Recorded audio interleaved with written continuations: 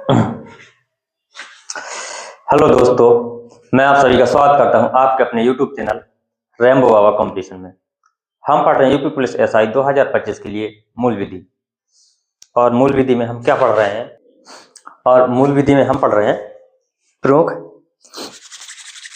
न्यायिक निर्णय। क्या पढ़ा रहे हैं? प्रमुख न्यायिक निर्णय, जिसमें हम कहाँ तक पढ़ चुके थे? जो गौरव जैन बनाम भारत संघ है, यहाँ तक। इसमें वैश्या से जो महिलाएं थी, उनके जो बच्चों के लिए जो समाज में प्रतिष्ठा थी, उसी से संबंधित तक हम पढ़ चुके थे। और अब हम आगे चलते हैं, जो इम्पोर्टेंट है उनको हम देखते हैं। एक सेकंड थोड़ा। तो चलिए हम शुरू करते हैं। प्रमुख न्यायिक निर्णय। अब हम क्या करेंगे कि अभी हमने कुछ न्यायिक निर्णयों को पढ़ लिया है। अब इसके बाद हम कुछ न्यायिक निर्णयों को क्या करेंगे, हम बाद में पढ़ें। ठीक है, तो अभी जो आज जो की क्लास क्या होगी, हमारी न्यायिक निर्णय से होगी। फिर हम कोई नया एक्ट पढ़ेंगे। ठीक है, क्योंकि सारे के सारे क्वेश्चन तो इससे पूछ नहीं लेगा, तो हमें उनको भी क्या करना है, कवर करना है। यदि हमें टाइम मिलेगा, इंपॉर्टेंट पढ़ लिए, फिर टाइम मिलेगा तो लास्ट में एक आध क्लास में हम एक साथ करवा देंगे सारे के सारे। ठीक है, तो देखते हैं। शीला बरसे बनाम भारत संघ। शीला बारसे बनाम या शीला बार्स बनाम भारत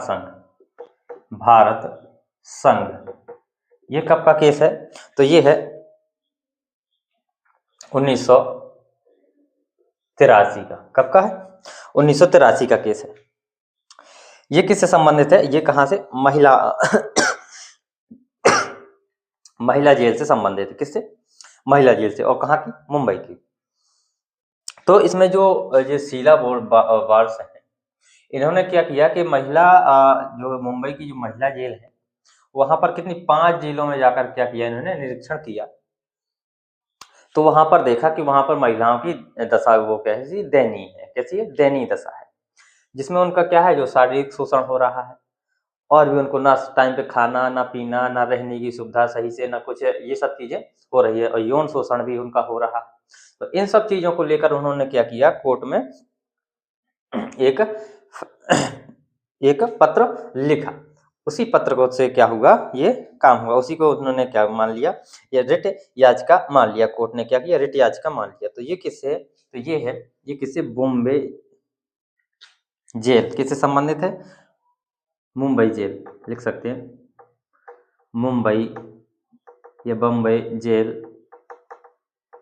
किससे? Bambai jail, Bombay central jail, Bombay jail ही लिखो, बॉम्बे सेंट्रल जेल से संबंधित है। से जेल महिला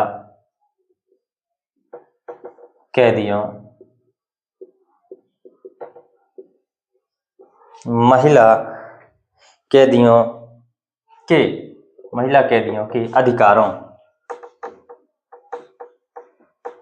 महिला कैदियों के अधिकारों से क्या है, ये संबंधित था, से संबंधित मामला था। ठीक है, जिसमें क्या है, इनको ना तो कोई कानूनी सहायता थी, क्या थी, ना तो कोई कानूनी सहायता। तो कानूनी सहायता के लिए कानूनी सहायता, ना तो इनको कोई कानूनी सहायता, ना चिकित्सीय सहायता, कुछ नहीं इनको मिल रहा था। ठीक है, तो इन्हीं के लिए ये चीज क्या किया। और ना ही इनका क्या कोई मौलिक अधिकार वहां पे बचा था। तो मौलिक अधिकार, इन सब के लिए यहाँ पे क्या हुआ, ये केस हुआ। ठीक है, चलिए हम आगे चलते हैं।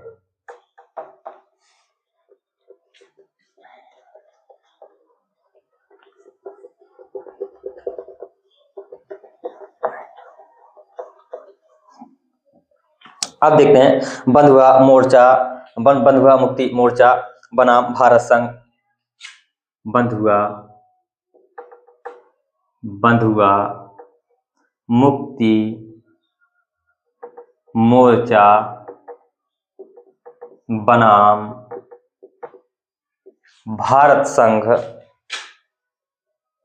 भारत संघ 1984 कब का है?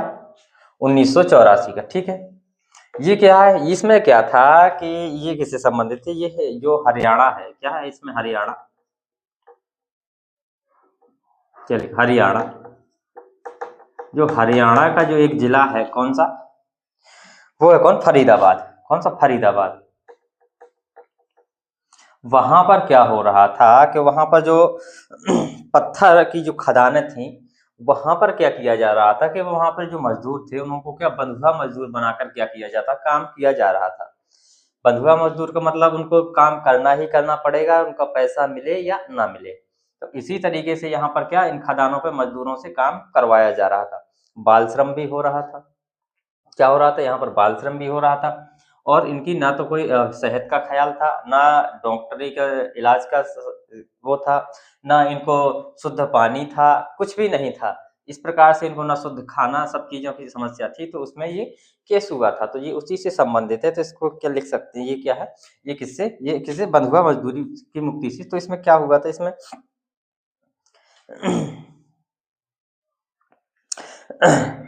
तो ये किससे संबंधित? ये लिख लो, हरियाणा लिखो, हरियाणा, हरियाणा के, ये फरीदाबाद, फरीदाबाद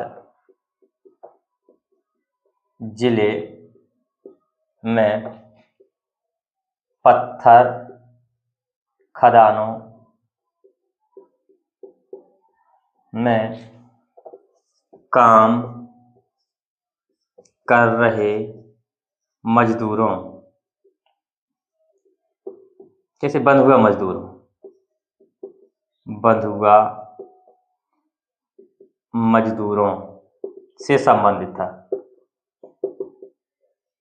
ठीक है, इतनी चीज आपको नोट करनी है, ज्यादा इसमें कुछ समझना नहीं है, क्योंकि अभी जो हमने पढ़े उसमें ज्यादा वो अंदर गए हैं और उसमें टाइम ही हमारा बर्बाद हुआ है। तो अब हम देखते हैं, कम ही टाइम में देखेंगे इनको, इतने देखेंगे। ठीक है, अब चलिए हम देखते हैं सुनील बत्रा बनाम दिल्ली प्रशासन।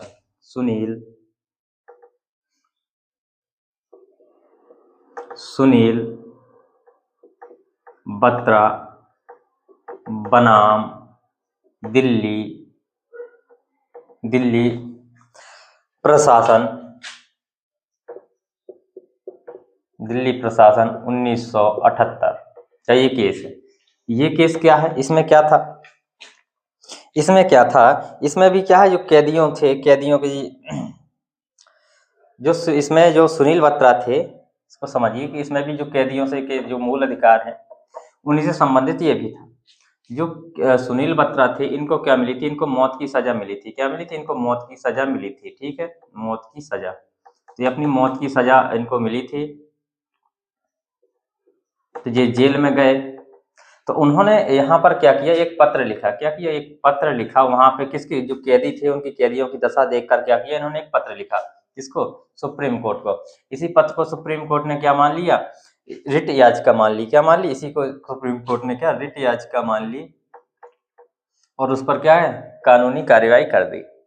क्या है कि कानूनी कार्यवाही कर दी। तो ये किससे संबंधित था? तो जो कैदियों की जो वहां पे ना तो कैदियों को सुविधाएं नहीं थी, तो उसी से संबंधित था। तो इसमें क्या, कैदियों की जो अधिकारों से संबंधित जो कैदियों की जो सुख सुविधाएं हैं, उसी की बात की गई थी। इसमें लिख सकते हैं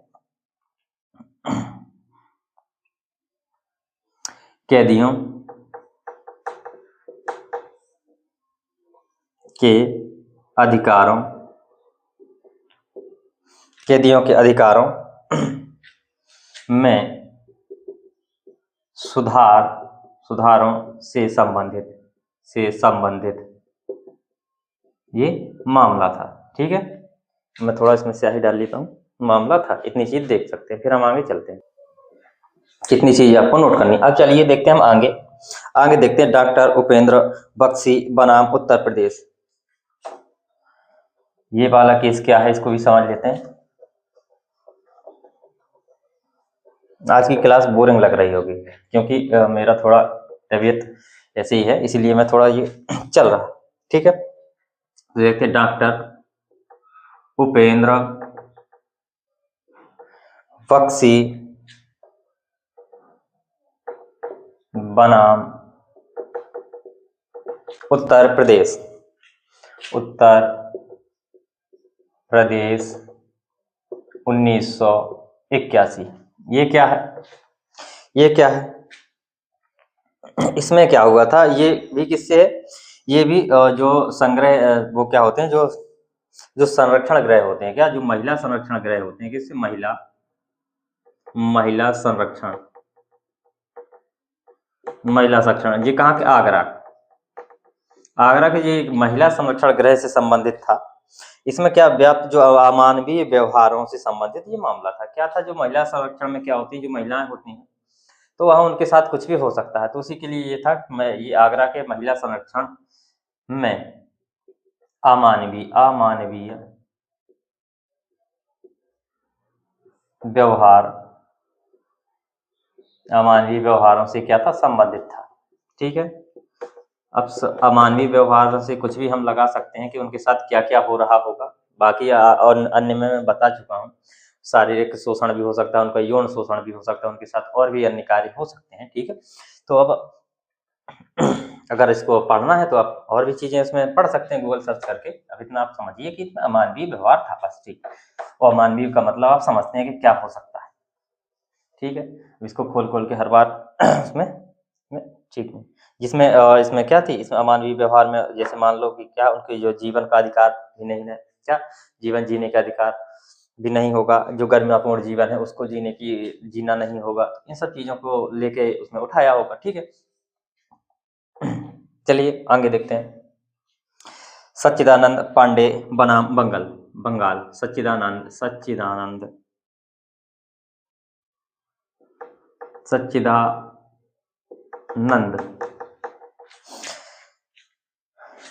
पांडे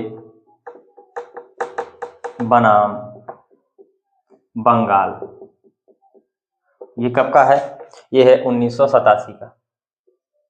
इसमें क्या था, इस मामले में क्या था, तो इसमें क्या था, देखते हैं समझते हैं कि ये पर्यावरण संरक्षण के लिए बहुत ही महत्वपूर्ण मामला है। ये क्या, पर्यावरण संरक्षण से था, किससे, पर्यावरण संरक्षण से, किससे, पर्यावरण संरक्षण।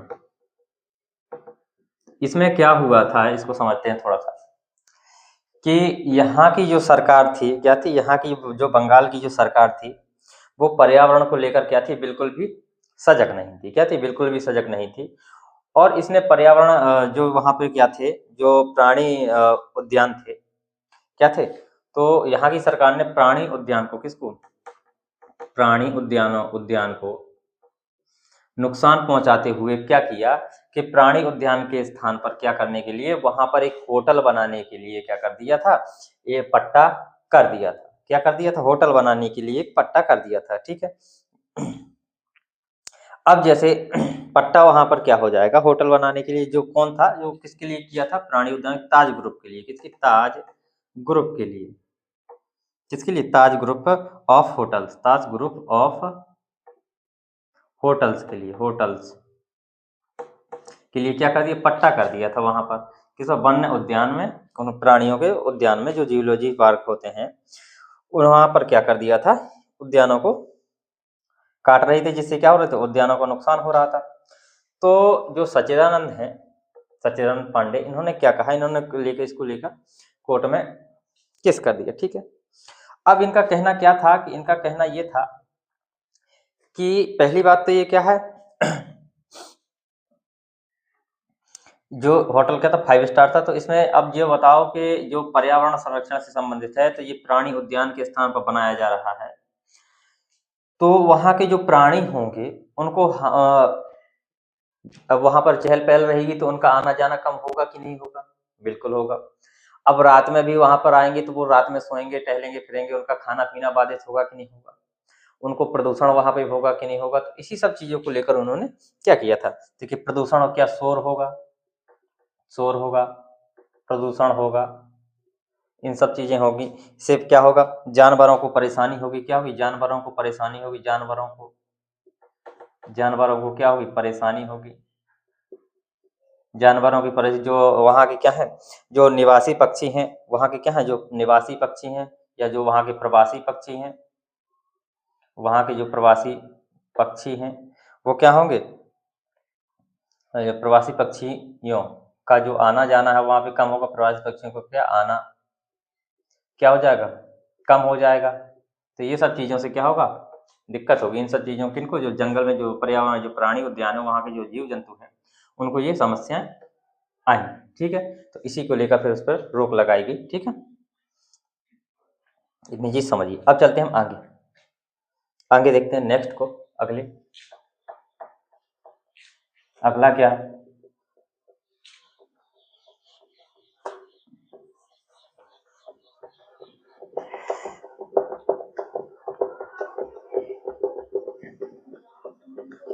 अगला देखते हैं, अगला देखते हैं खड़क सिंह बनाम उत्तर प्रदेश राज्य। बहुत ही इंपॉर्टेंट है और ये अच्छा है, लेकिन कोशिश करूंगा समझाने की। खड़ग सिंह बनाम उत्तर प्रदेश, उत्तर प्रदेश। नाम सुना होगा खड़क सिंह के, खड़कने से खड़कती हैं खिड़कियां, तो लग गया होगा पता कौन है।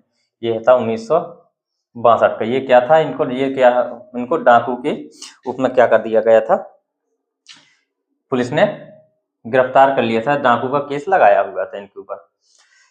ये अब अपन लोगों के लिए ये चीज है, ये बहुत ही इंपॉर्टेंट केस है, इसको थोड़ा समझिए कि ये जो खड़क सिंह है, इनको क्या कर दिया गया था, इनको डकैती के केस मामले में इनको किया गया था। इनको किस मामले में, डकैती के मामले में गिरफ्तार किया गया था।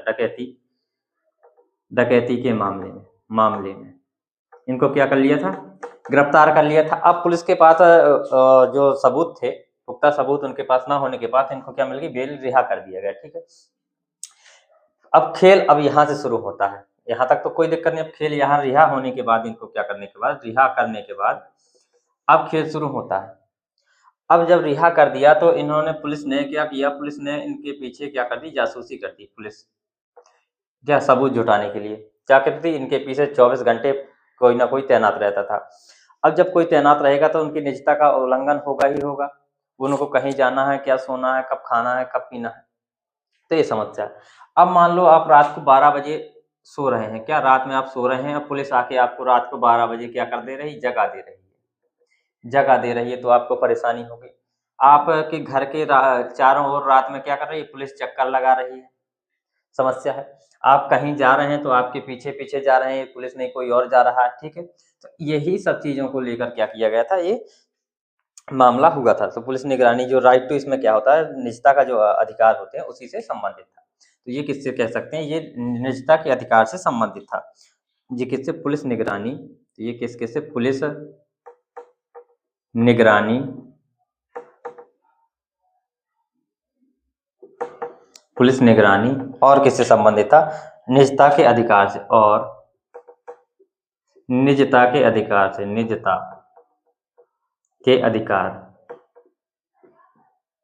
से संबंधित है, क्योंकि पुलिस ने उनको परेशान कर रखा था। ठीक है, तो फिर कोर्ट ने जो फैसला दिया था, तो उसमें निजता के अधिकार को ध्यान में रखा, तो उसमें जो पुलिस ने रात में जो मुलाकात करने का जो अधिकार है उसको क्या उल्लंघन किया था, तो उसी के फिर उसमें केस वो दिया कि रात में किसी को परेशान नहीं किया जाएगा। ठीक, तो इतनी चीज आपको समझ सकते हैं। इसमें लिख सकते हैं कि क्या उल्लंघन था, तो लिख सकते हैं कि जो पुलिस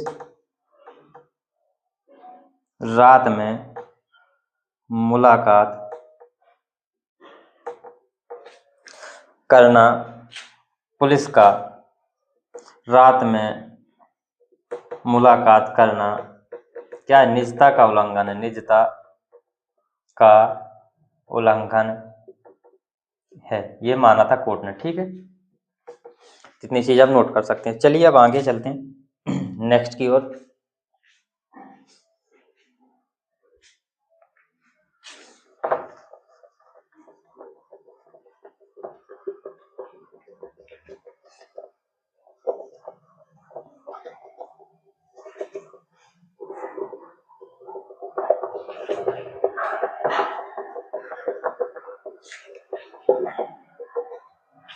अब देखते हैं डी के बसु बनाम बंगाल। डी के बसु, डी के बसु बनाम बंगाल। ये क्या था, ये कब का था? ये 1997 का। कब का था? 1997 का ये मामला था। ठीक है,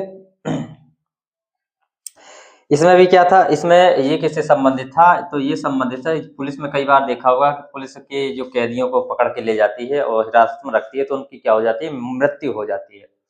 तो पहले क्या करते थे कि कई बार ऐसा होता है कि कई बार देखा होगा मूवियों में, कई जो बड़े बड़े लोग होते हैं वो कहते हैं ले जाओ पकड़ के इसको मार दो।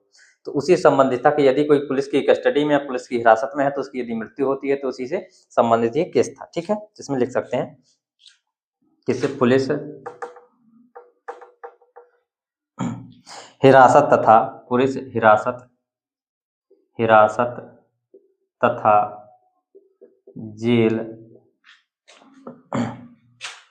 जेल में कैदियों की मृत्यु, जेल में कैदियों की मृत्यु से संबंधित था, कैदियों की मृत्यु से संबंधित था। ठीक है,